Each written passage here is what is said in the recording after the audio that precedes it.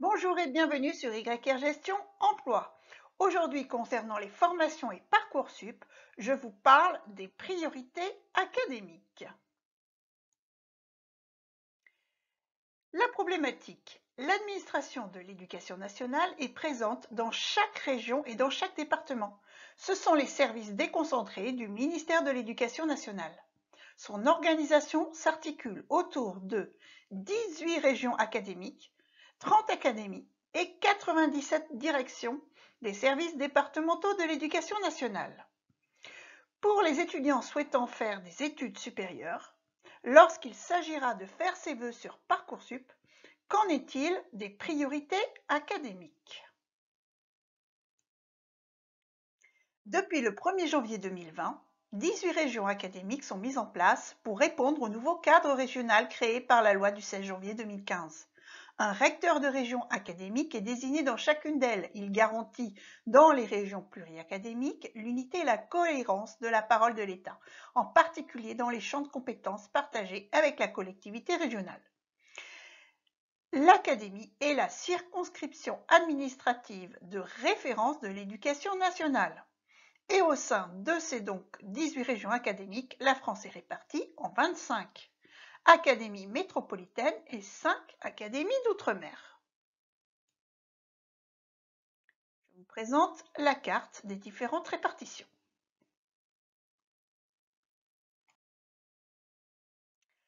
Qu'en est-il de la priorité académique dans Parcoursup? La zone de recrutement des établissements de l'enseignement supérieur est la région académique et le secteur géographique est lié à l'adresse de domicile indiquée au moment de l'inscription sur Parcoursup. On utilise l'adresse des représentants légaux du candidat transmise par l'établissement et pré-renseignée dans Parcoursup. La nouveauté, à partir de cette année, les adresses des 2 représentants légaux sont prises en compte lorsque ces adresses ne sont pas situées dans le même secteur. Et donc, on considère automatiquement que l'élève relève de ces 2 secteurs. Comment sortir de sa région académique pour effectuer des études supérieures? Pour les filières sélectives, les BTS, les DUT, les différentes écoles, eh bien les lycéens peuvent postuler dans leur académie ou en dehors. Il n'y a pas de zone de recrutement prioritaire. Pour les filières non sélectives, comme principalement les licences, eh bien les lycéens peuvent postuler dans leur académie ou en dehors, mais un pourcentage maximum de candidats ne provenant pas de leur secteur de recrutement sera fixé pour chaque formation de licence ou de PACES, c'est-à-dire première année commune aux études de santé, dans laquelle le nombre de vœux excède la capacité d'accueil. Un exemple, puis-je postuler dans une licence à Paris alors que j'habite en banlieue? Le ministère de l'Enseignement supérieur a décidé qu'à partir du 22 janvier 2019, les 3 académies d'Île-de-France, c'est-à-dire Versailles, Paris, Créteil, étaient regroupées en un seul secteur géographique. Les candidats de la banlieue parisienne seront donc désormais autant prioritaires que les habitants de Paris intramuros dans les universités parisiennes, ce qui permettra d'éviter la création des facs poubelles. Quelques cas particuliers. Quel est mon secteur si la licence n'est pas proposée dans mon académie? Eh bien, à ce moment-là, vous êtes considéré comme résident dans l'académie où se trouve la licence.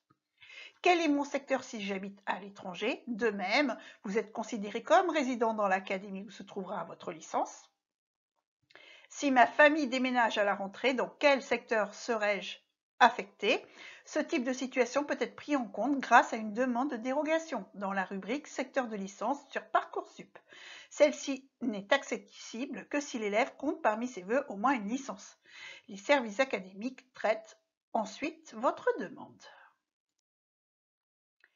Qui définit le fameux pourcentage, le quota de candidats extérieurs à la région? Eh bien, le quota est déterminé par l'autorité académique après le 3 avril en prenant en compte le nombre de bacheliers de l'académie sollicitant leur inscription dans la formation au regard des capacités d'accueil de cette dernière.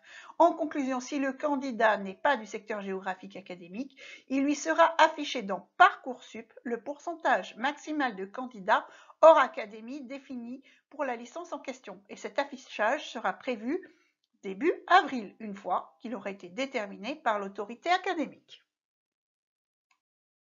Voilà, si vous avez apprécié cette présentation, merci de liker, de partager, de vous abonner. Vos commentaires sont les bienvenus et à très bientôt sur yrgestion.fr.